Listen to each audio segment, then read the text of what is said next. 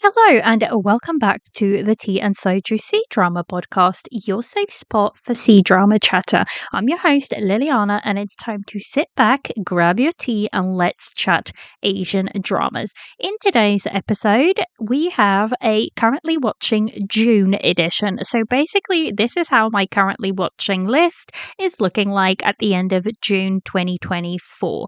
Just before we get into that, some housekeeping. If you like the podcast, please like, share, and subscribe on the platform you listen to. That really helps the podcast reach other listeners. For more content, check out Patreon, where you can find behind the scenes first impressions, movie reviews, and more. I would like to thank my patrons are Purple Dinosaurus, Marta, Souza, Caitlin, Lorna, Cheryl, Julia, Nancy, Grace, Amanda, Jane, Camila, Cindy, Victoria, Tate, Valerie, and Catherine. Thank you guys so much for being part of Patreon. That really helps the podcast. And also thank you to just in general to all the patrons on there that are free members. There is a little bit of content that I post over there that is open to any tier, which means either if you're paying or not. And I'm actually going to start something on there where every month, right before I release this episode, so usually the weekend before, I'm going to be doing a What's Everyone Watching post on there, and basically we can just sort of sit down and discuss everybody's watch list. So if you'd like to get onto that, hop on over to Patreon. That post will be open to everybody, so you just have to be a free member or, a paid member, whichever, and you have access to that post. So that's over on there. And finally, if you would like to chat to me or find a community, check out Discord, Instagram, and other socials. All of the links are in the episode notes. So if you're new to Tea and Soju, how my currently watching episodes work is that I basically have categories that I put all the dramas that I'm currently watching into. And categories are Absolutely Loving, which are dramas that I am chasing episodes and are completely obsessed with. The Loving category, which are dramas that I'm really loving but not quite obsessed with, but keeping up with the new episodes. Next category is Enjoying, the ones I'm enjoying and casually watching, maybe behind on episodes.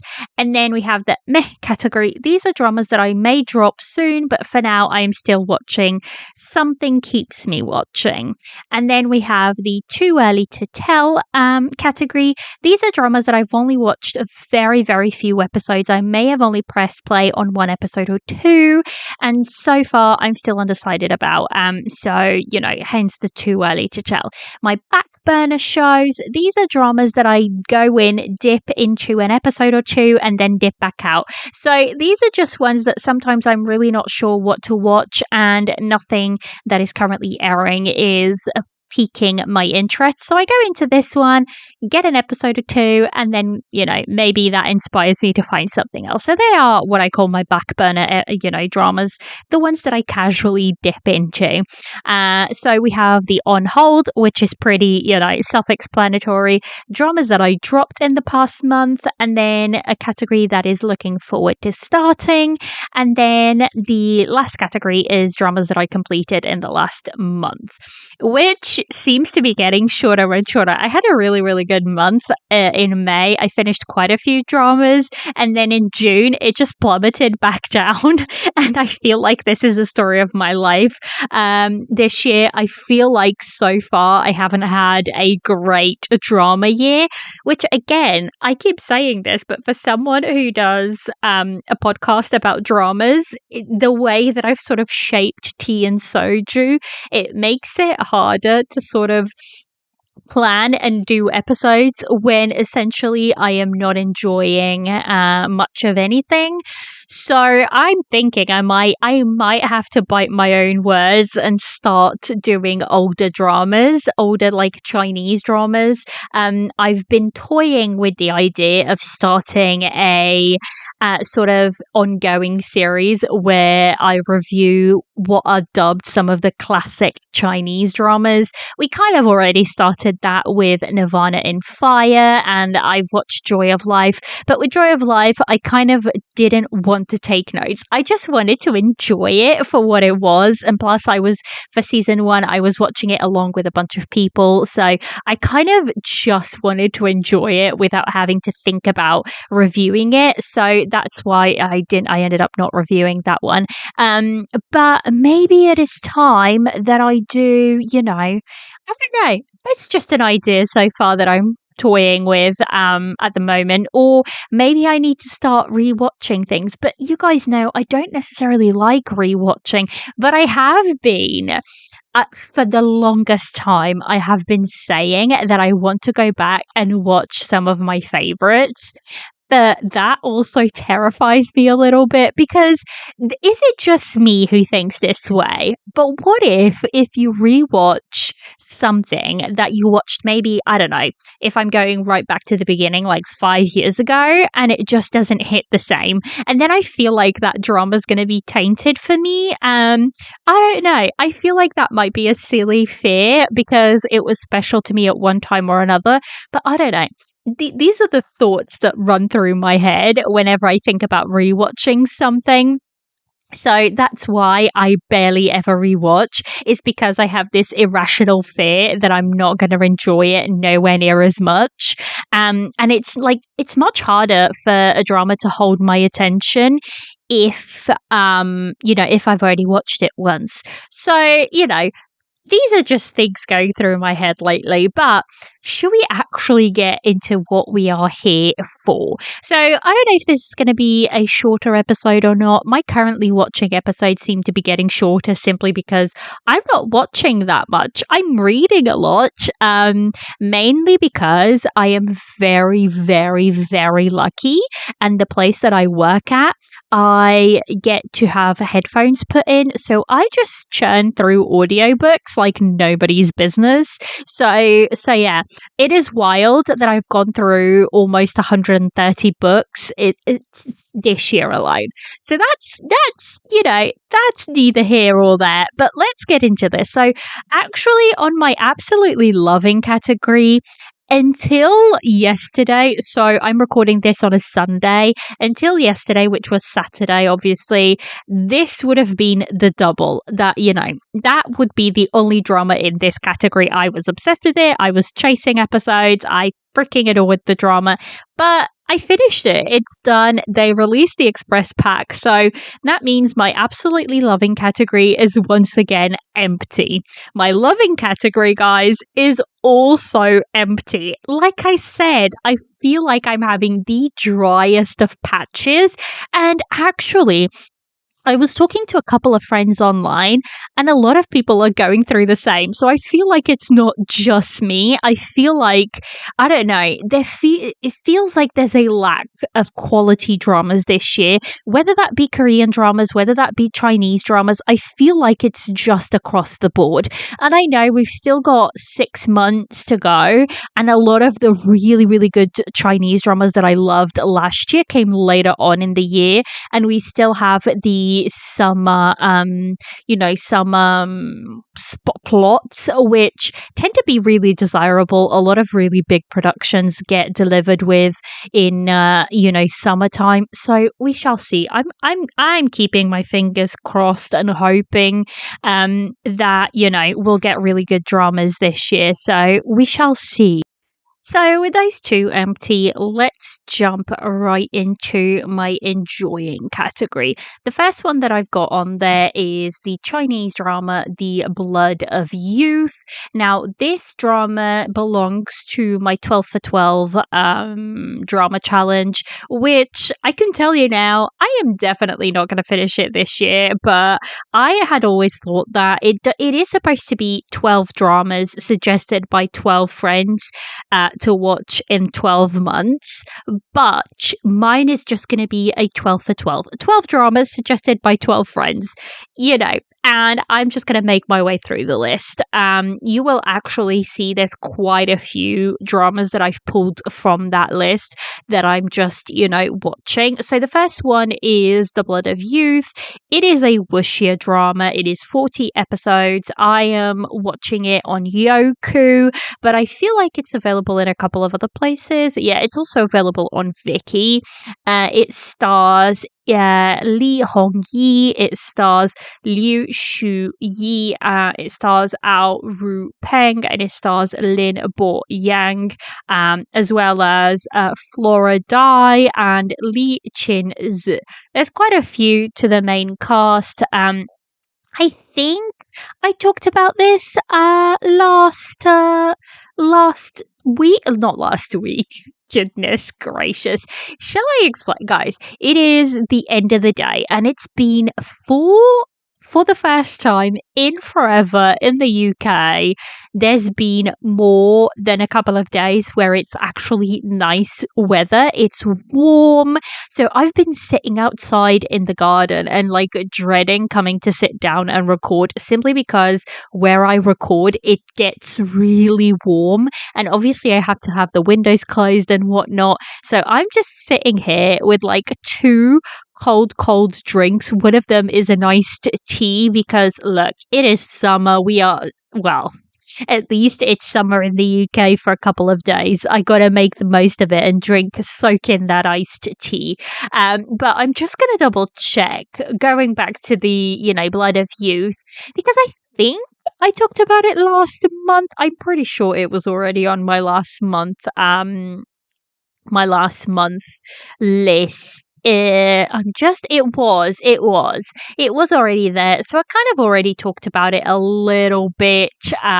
Like I said, it's Wuxia. I'm still, guys, only about 6 episodes in at the moment. So it's still very early days, but I'm actually enjoying it. Like I said, the story is pretty compelling. I'm enjoying seeing how like all the characters sort of cross paths, because there is quite a bit of setup, but overall the setup is done fairly well.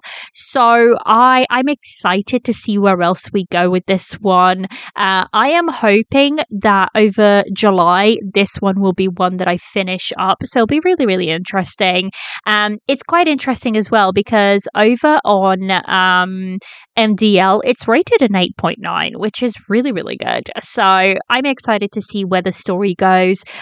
It's not quite in my loving category. Wuxias tend to be a little bit hit or miss for me, but so far I'm really, really enjoying it. So that's the first one up on my list, The Blood of Youth, and it is a drama on my enjoying category.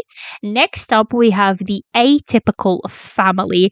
I am so behind on this drama that it is wild.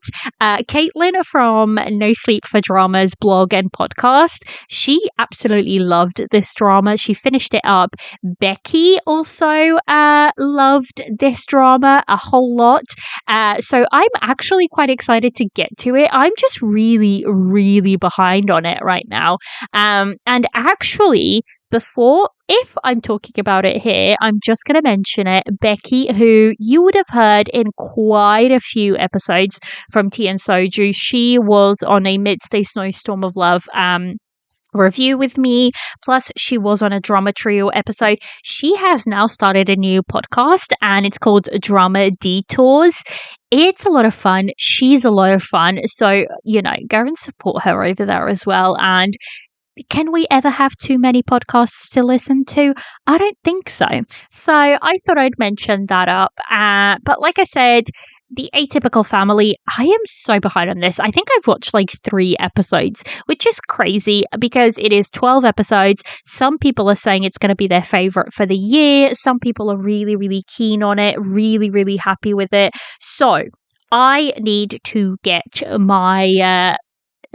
myself into gear and finish this one up. If you don't know what this one is about, basically it's a family who have superpowers, but they've kind of all sort of succumbed to modern diseases in a sense. So you have depression, you have like a phone addiction, you have insomnia. So there's quite a few things, and that kind of intervenes with their powers, and they're not able to really use their powers anymore. So that's the story. And then we have our female lead that just kind of comes into the story and she starts changing a lot of things. So, it seems like a lot of fun. There's no particular reason why I haven't finished it yet. But I'm very excited to kind of go back to it.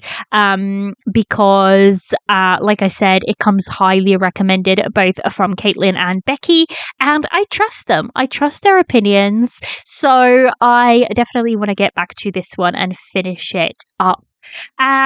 So that is the Atypical Family, and I believe that's available also in a bunch of places, if I'm not mistaken. Yeah, Netflix. Well, a bunch of places. It's a Netflix drama. This is also again one that I definitely want to finish up in July. So the Blood of Youth and the Atypical Family. Hopefully by next currently watching, they will be on my completed list as opposed to my currently watching. So that's the first two on my enjoying, and the next one on my enjoying is a Japanese drama. Now guys, this one, when I tell you it's available out there, it's being fan subbed. I don't know, right? Because it sounds really silly, and it is a silly drama, but I am kind of in the mood for that. It's being subbed, and I think it's only 6 episodes, and I think there was 1 episode left for the subbers to finish up. Well, I think they subbed 4 episodes out of 6. So the last one is meant to air June 27th. That will be episode 6. So I'm guessing the subbers, obviously can't do that yet. So the drama that I'm talking about, all of this to say, I haven't even said the drama, but it's called, you will guess by the title straight away. So the English title for it is Spoiled Marriage of an Overprotective Husband.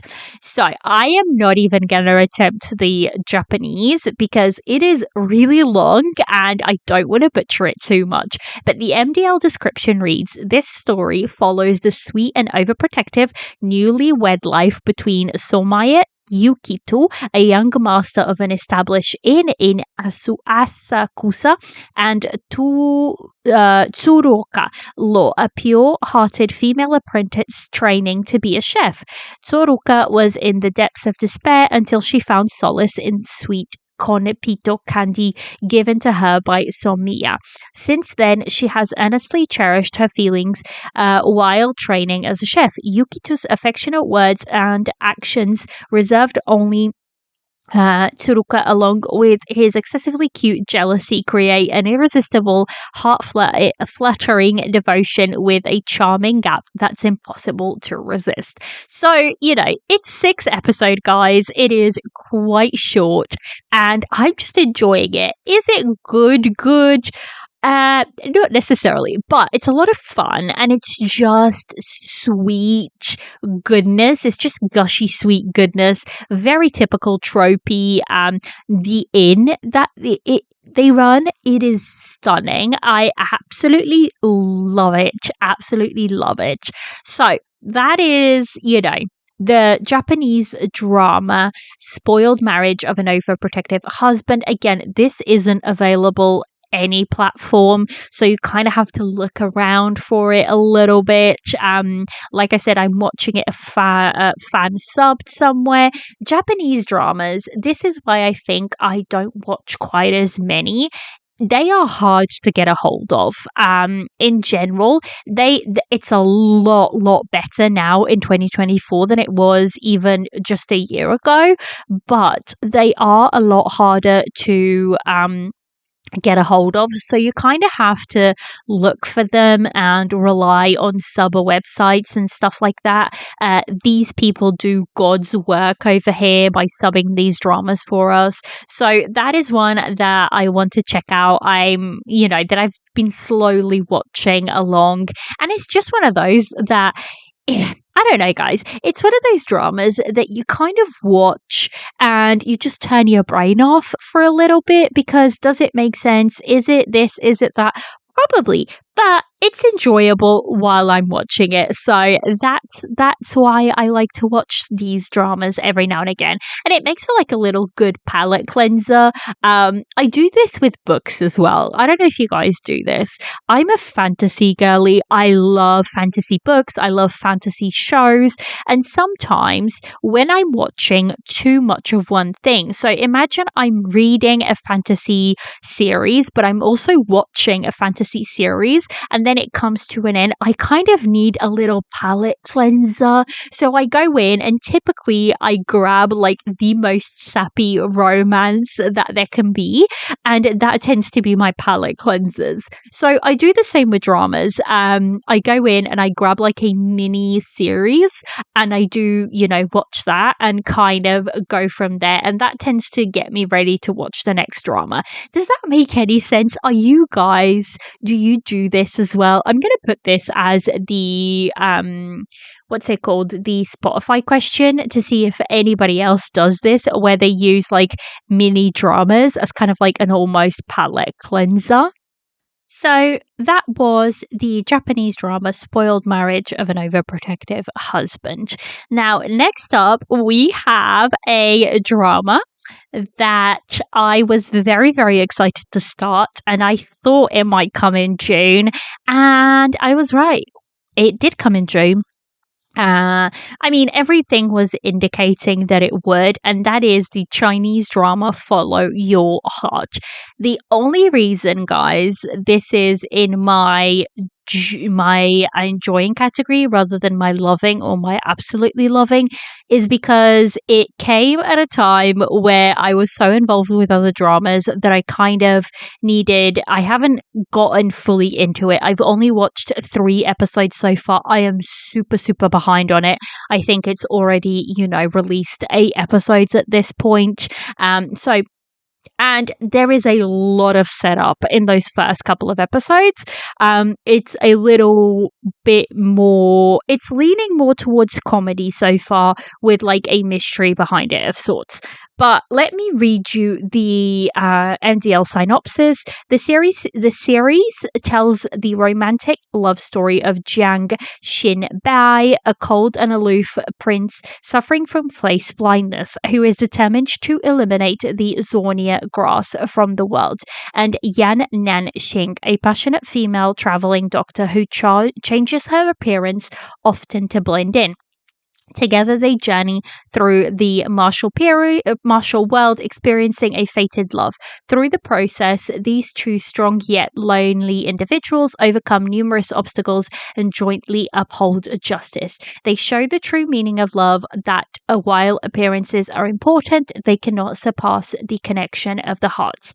Now, first of all, I think that description does not show you exactly what the drama is about. Now, our male lead is a aloof prince, and basically he has face blindness. Right. That part, all great. Our female lead is a traveling doctor, and basically once a month on her time of the month, she completely changes appearance. And by that, we mean she can become a man, she can become an old lady, she can become, whatever it may be. And for the time that she is on her time of the month, she is that person. And then she comes off and she becomes herself again. So that is her story. If that is sounding familiar, it is because it is familiar. So this story is kind of adapted from the Korean drama, oh my gosh, The Beauty Inside. Aichi actually bought the rights to The Beauty Inside. So it's comes from that. So if the plot sounds slightly similar, it is because they kind of took that idea and they adapted it into a different story, because I feel like there is enough differences in the story to make it a category. First of all, The Beauty Inside is a modern drama. Follow Your Heart is a historical Chinese drama. So I feel like there's enough change there. I love the fact that these three are supposedly getting married 3 times because, life happens. And like I said, this leans a lot more into the comedy so far, but I think that will change. I don't think that's going to be the whole drama. It is beautiful. I will say it is stunning. The beginning credits on this are really, really, really nice. So I'm enjoying it so far. I mean, it's Lu Yunqi, it's Song Yi. I love these two. Lu Yunqi, this styling, I will say, I prefer him when in period costume. I prefer him in like the long flowy hair. In this one, that's not the case. He has like the top knot and whatnot. So, I'm also very excited because I haven't seen him yet, but I know he's in this as a support role, and that is Chung Lei, also known as Ryan Chong. We would have known him from, My Journey to You, The Wife's Secret World, A Familiar Stranger. So he's been in quite a few things, but I think his breakout role was really in My Journey to You, where he played Gong Xiong Ju. And now I really, really like him. So I'm very excited to see his character pop up. I haven't yet, but I know I've seen little clips. So I know he's bound to pop up soon. This is actually the drama I'm going to watch when I finish recording this episode. I'm going to sit down and try and catch up with a couple more episodes for this one. So that is the drama Follow Your Heart. Now, this is 40 episodes long, and it is part of the Love On series. That's good, guys, because that tends to mean it'll be happy ending. So Aichi kind of has these, I don't know what to call them, like collection of dramas. So they have what they call the Light On series, and that tends to be like the crime thriller collection. And then they have others which are usually this one. So Light On series usually come in the winter time, and then it used to be Sweet On, but now it's Love On, and these tend to come in the summertime, and they're more romance focused, happy dramas in a sense. So we shall see where this goes. I'm excited so far. Like I said, if it's Lu Yunqi and historical, I tend to press play anyways. I like Song Yi, so I'm excited to see where this goes. And like I said, it is only in my enjoying category because I have not had a lot of time to dive in, and it didn't grab me straight away. I mean, it was interesting, but it didn't grab me straight away. So by next month, I think this will be airing fairly fast. So I think by next month I will have a much, much clearer picture. Hopefully it won't let me down. I'm hoping over here. Speaking of hope, this was actually not planned, but this is a really good segue to the next drama on my enjoying category, and that is the Chinese drama The Hope. Now, this one again is a drama from my 12 for 12. And it is 30 episodes. It is a Chinese drama. It aired December 10th, 2023 to January 7, 2024. And it stars the one and only Zhang Ruiyun, who is our male lead from Joy of Life. So I'm very, very excited to see him again in a different role. And it stars Huang Yao as our female lead. Now, what is this drama about? So the MDL description reads, Lei Ming, a former successful lecturer facing entrepreneurial setbacks, shifts gears to become a high school teacher, leading a special class with psychology teacher Sang Xia. They aim to uplift underachieving students. Among them is Li Ran, an orphan with dreams of robotics, forced to consider dropping out due to his grandmother's illness. Lei Ming, dedicated to every student, intervenes and with Sang Xia's support guides them through challenges. Ultimately, the students overcome obstacles, securing spots in their desired universities ready for the next chapter. So basically, the story is we have this teacher And I will say, this is a very different look to anything I've seen out of this actor. He looks really different. He's got like, I'm guessing it's a wig, but it's got quite a lot of grey hair in it as well to make him look slightly older. And it's quite of an interesting look on him. But the story is, so he becomes a teacher at a high school, and his class has really, really promising students, but it's students that nobody cares for. They tend to be from a poorer background, so people kind of like put them in the background, if that makes sense. So it's his story of like giving hope to these kids and making sure that their potential is fulfilled. So that's what, I have been sold as. Now, apparently, I did not know this, but I'm just looking over on MDL, and there is a Japanese, what's it called? Japanese adaptation. So I believe, yeah. So MDL says adapted from the manga Dragon Zakura. So this is an adaptation from a Japanese manga. There is a Japanese adaptation called Dragon Zakura, which comes from 2005. And there is actually a Korean version of this as well called Master of Study from 2010. So that's really, really interesting. That's something I did not know. I am watching this on Yoku. I believe it is the only place it is available on. So I'm enjoying it so far. It is one that I feel like talks to my found family, and the fact that these kids deserve an opportunity and this teacher is providing it. It's something that I'm really, really enjoying right now. So that is the Chinese drama, The Hope. And that is it from my enjoying category.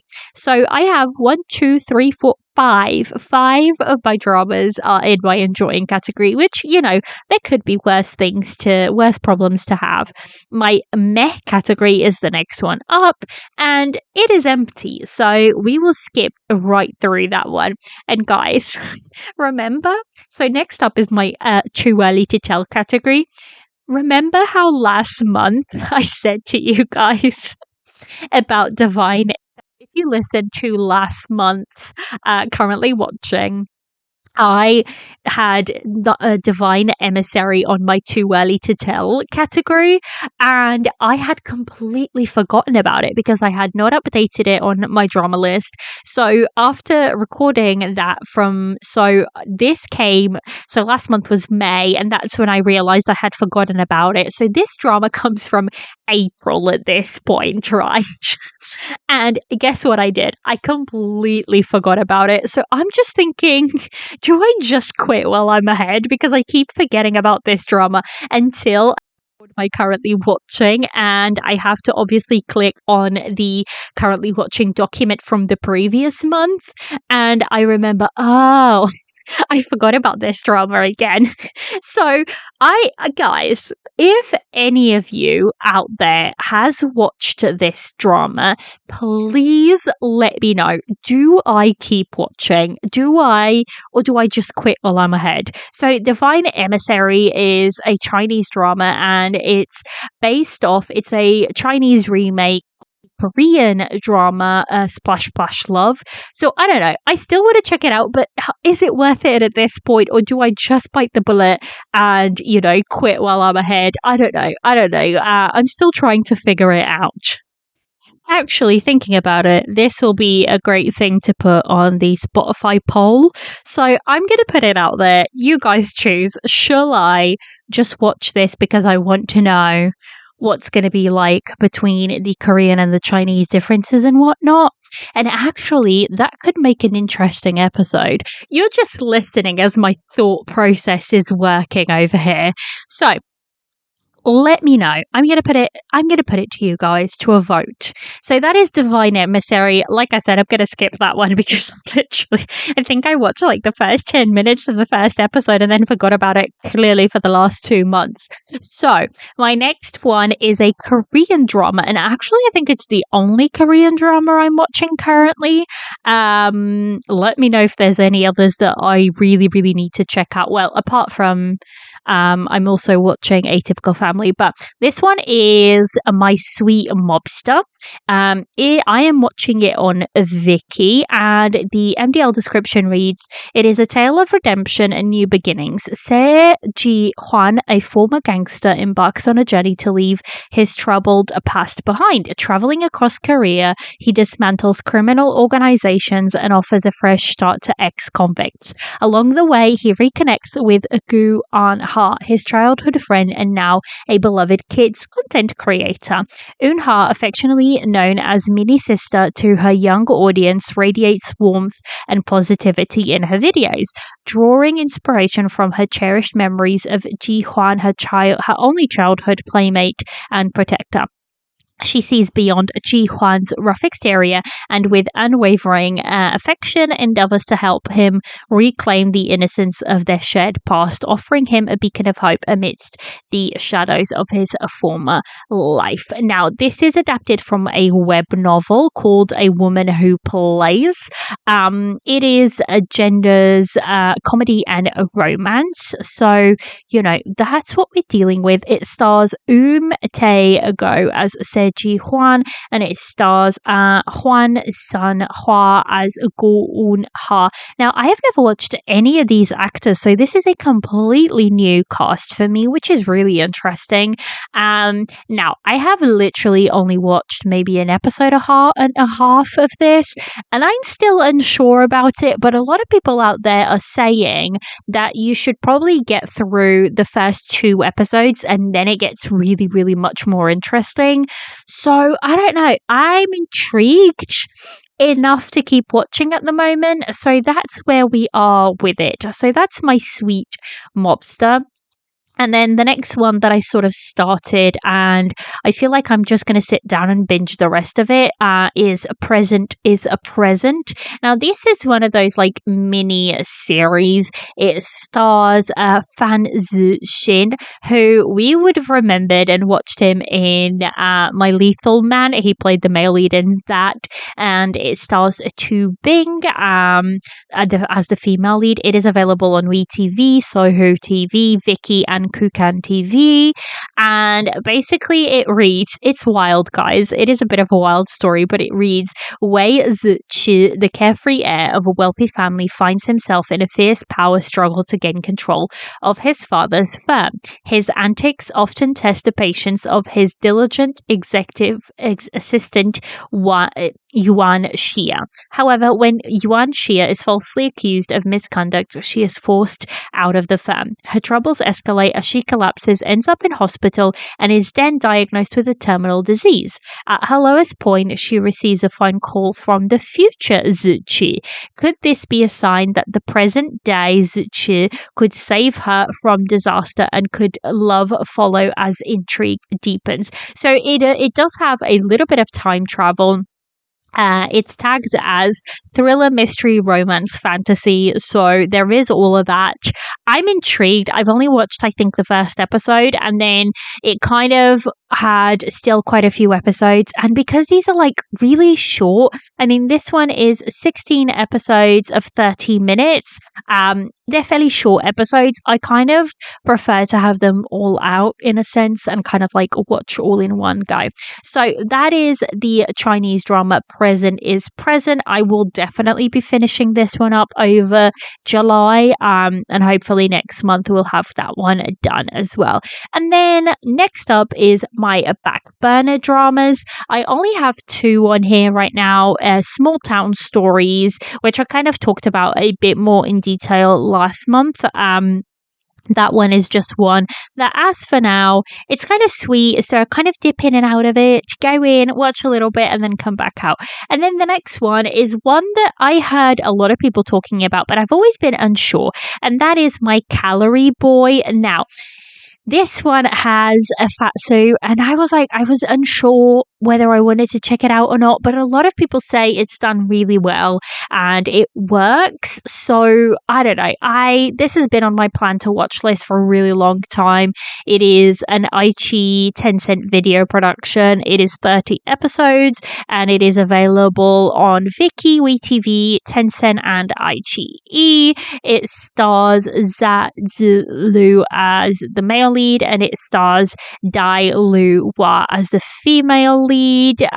So that's our main CP, and it is a youth drama, so that's also why it's been on my plan to watch for a little bit. It reads over on MDL so much more than a place of learning. High school is where lifelong friendships are made and tough life lessons are learned. Meeting in high school, Kang Ji Wei and Xu Jingjing didn't see eye to eye originally, but upon striking a bargain to help each other with grades and losing weight, their bond changed. Over the years, their circle of friends has grown, but their friendship has remained strong, having learned, laughed, cried, and cheered each other on as they've made their way through the various ups and downs of lives. This tight-knit group of friends has only grown closer over the years, but some things are bound to change over time. As high school gets harder, Jia Wei and Jingjing are beginning to see that some relationships are bound to grow even closer, while others are destined to drift apart, with more lessons ahead of them to learn and more of life's challenges to navigate their way through. Will this group of friends have what it takes to remain strong no matter what might lie ahead? So that is the sort of, premise of the show. It is a youth drama. It is all basically set in high school, I think, for the most part. So I've only, like I said, this is one that I sort of dip in and out. It's my currently youth drama watch that I sort of dip in and out of.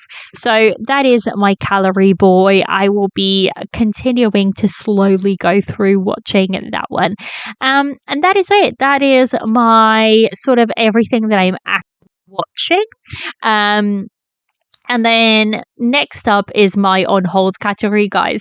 I know, but I still have Mysterious Lotus Casebook, Moving, and The Legend of Shan Li on there. I need to get these. I need to get these dramas out of there. This is terrible. See, this is what happens. I am an on-air girly watching, and then anything that I get behind on or is like finished, I have so much trouble watching, and I don't understand why.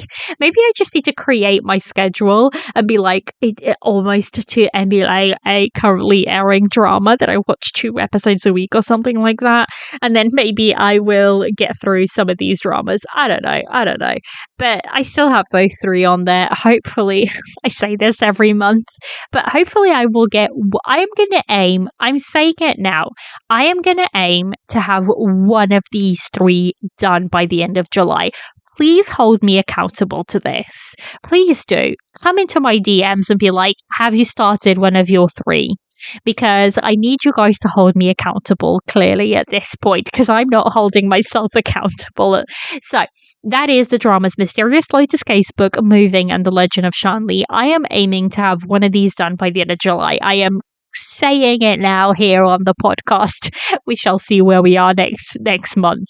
Next up is the category for dramas I dropped. There is 3 on this list. First one up, I am so sad to say this, but it is Fox Spirit Matchmaker Red Moon Pact, or the first one.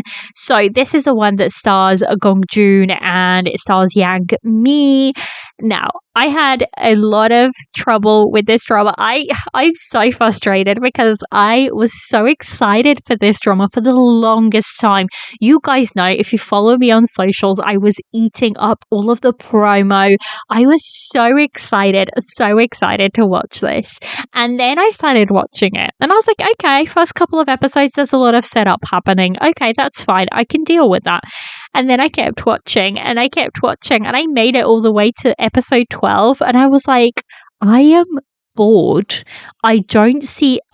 There's a lack of chemistry in this drama.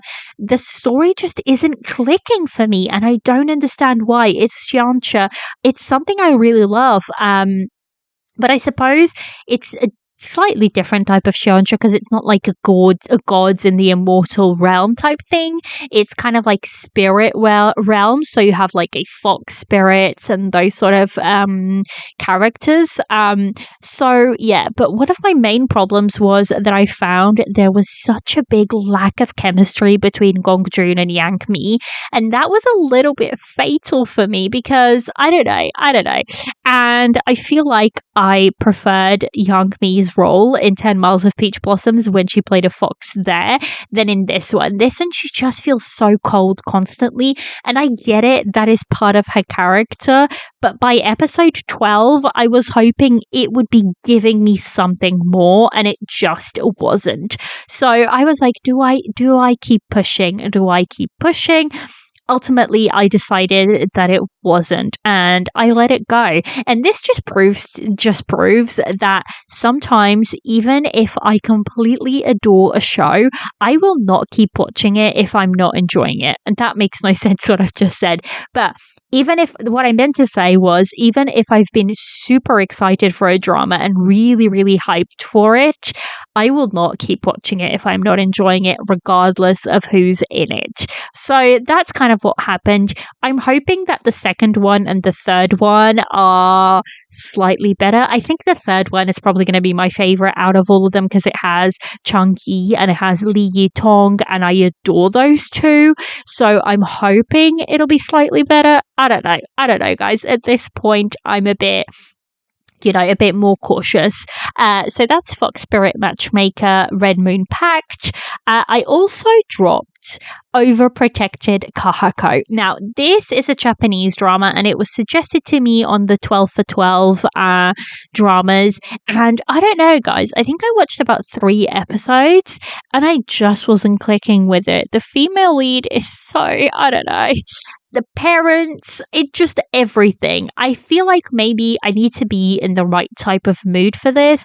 So who knows? I may come back to it one day.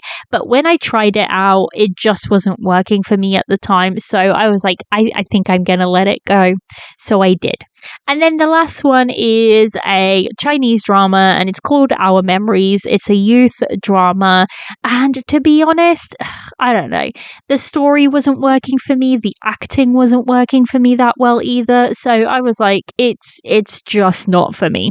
So I let that one go. So that's the 3 dramas I dropped this month. Lastly, we just have the looking forward to starting category. Now, this drama, guys, I am so excited for it. And I think this is going to come very, very soon because it is a Yoku production, and Yoku has just finished airing it fast passed, but even if it doesn't fast pass, it'll be very, very shortly finished airing The Double, which was a really good production for them. So I think they will want to follow with something that is just as good. So the drama that I'm looking forward to is called The Princess Royal.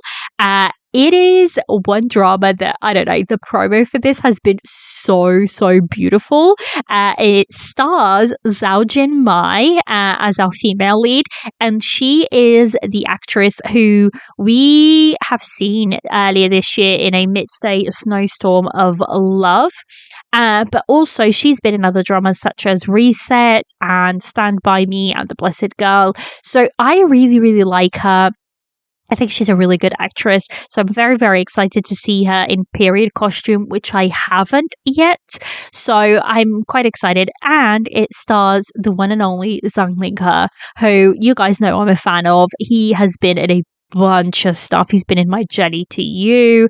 He's been in Story of Kooning Palace, Tiger and Crane. The list goes on. So I'm very, very excited about this. The MDL description reads, Li Rong and Pei Wen-xuan married at the age of 18. Li Rong used Pei Wen-xuan's family background to avoid disaster, and Pei Wen-xuan used Li Rong's identity as princess to establish himself. They married for political reasons without the slightest bit of affection. Later on, she lost herself in a midst of wine, song, and dance. As for him, he had a home, yet did not bother coming home because he already had someone in his heart. Husband and wife for 30 years, yet nothing between them but power. In the end, it was hardly surprising that someone turned them against each other, leading them to die under each other's schemes. However, when they woke up, they had actually returned to the year when they were 18 years old, returning to the most difficult time in their lives. So Pei Wen-xuan went to look for Li Rong to be married again, but with divorce in mind. So basically, it's one of those stories where they go back, they get together for political reasons, and all hell breaks loose and then they die and they go back. So, it's a historical romance fantasy. I am very excited for this drama. I think it sounds very, very exciting. The plot itself excites me. So, I don't know. That's the only one I have on my looking forward to starting. I'm very, very excited for that one. So, that is The Princess Royal, which they've been releasing a lot of promo for it. So, I think we will get a date for this really, really soon. Hoping. I'm keeping my fingers crossed over here. So that just leaves my completed dramas for June 2024.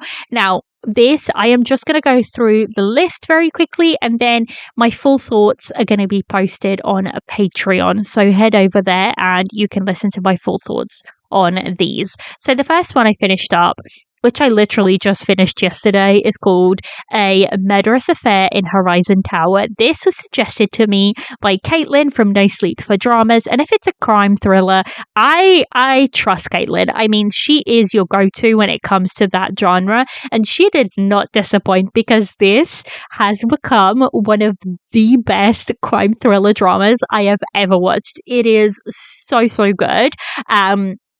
I don't even know. I'm going to almost do a mini review over on Patreon for this one, because I just loved it so much. So that is A Murderous Affair in Horizon Tower. I ended up scoring this one a 9 out of 10, which is a really, really high score.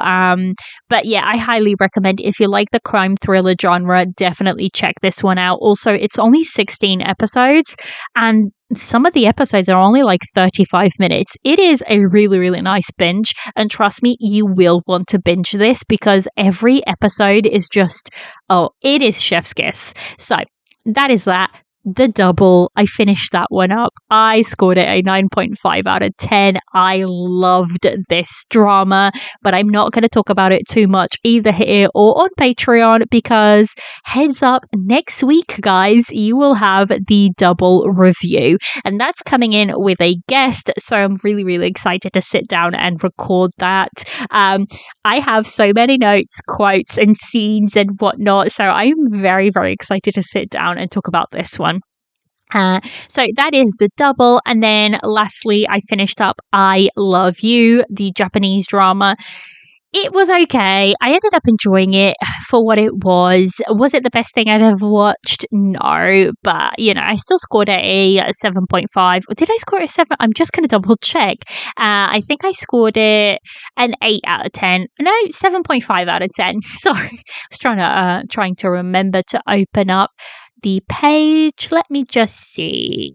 Oh yeah, 7.5 out of 10. So, it was okay. It was fun. I think that I don't have many two thoughts on that one. So that is it, guys. That is everything on my currently watching, my on hold, all of my lists and whatnot. I hope you guys have enjoyed this episode. Remember to head over to Patreon to, if you want to check out what everybody else is watching, because that post is free for everyone.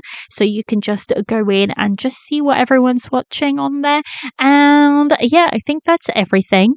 I hope you guys have a lovely week in your corner of the world, and I shall catch you next time. Bye.